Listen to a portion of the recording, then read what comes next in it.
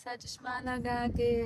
आत्तापर्यंत डोळ्यांना दिसत नव्हतं, आता ना विसरायची पण सवय लागली आहे. तर हॅलो यू ऑल, मी आकांक्षा, स्वागत आहे तुमचं माझ्या मिनी ब्लॉगमध्ये.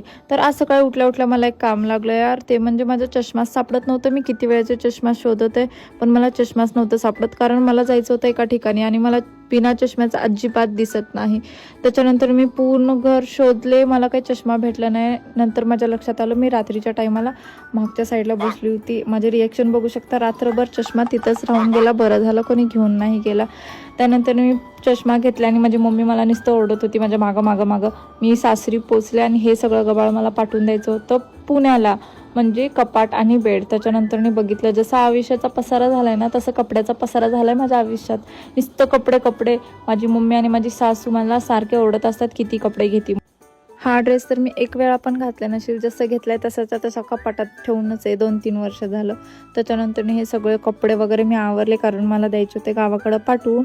मी काय हे ड्रेस अजिबात घालणार नाही, कारण त्याला बघून मलाच कसं तरी होतं यार.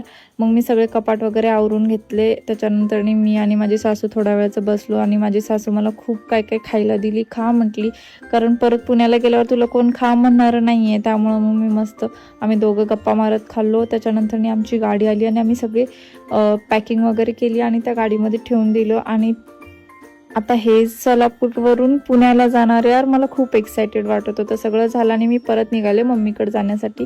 आणि ह्या कपड्याचा गबाळ मी पूर्ण गावाकडे पाठवून देणार होते. त्याच्यानंतर मम्मी मला जेवायला केली होती, मस्त जेवण वगैरे केलं आणि असं गेला आजचा दिवस. भेटू नेक्स्ट व्हिडिओमध्ये, बाय.